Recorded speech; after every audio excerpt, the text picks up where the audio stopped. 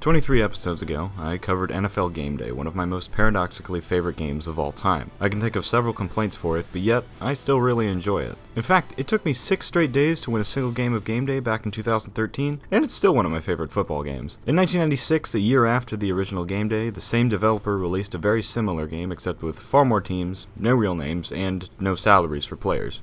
That's right, it's college football. This is basically the same game as the original NFL Game Day in both playstyle and graphical style. There are, of course, a few tweaks, natural tweaks, that come from the transition from the pro game to the college game. There's a system for the option. It's quick and easy to learn for the most part, except I never really figured out how to hand off up the middle on a triple option, but really how many people do that anyway?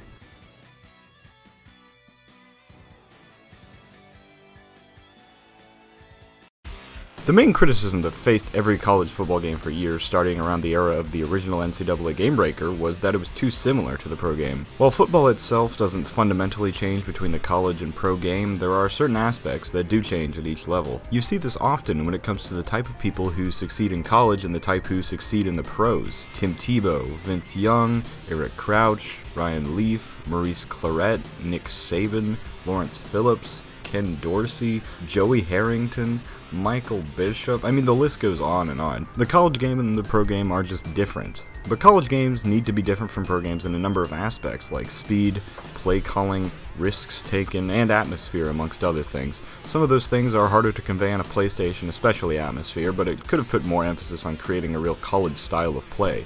It does feel too similar to Game Day for me. Despite the limitations in terms of presentation, the game does do a good job at creating somewhat of an atmosphere. There's crowd noise, there's a digital marching band at halftime, and there are fight songs, and all sorts of stuff like that. The FMVs from Game Day are unfortunately gone, but there's enough here to give Gamebreaker the same sort of personality that has always defined Sony's in-house sports games. Speaking of personality, it's one of the only games I've ever seen with the breadth of cosmetic cheat codes. For whatever reason, you can have giant players, white silhouetted players, hurricane field conditions, and a number of others. Also, there are a few historic and all-star teams available, but not nearly as many as I'd want. For 1996, this is a good college football game, and it's leagues ahead of its competitors both in terms of content and gameplay. It obviously doesn't hold up today, but I had a fun afternoon with it. I still recommend Game Day over Gamebreaker, but it's pretty good.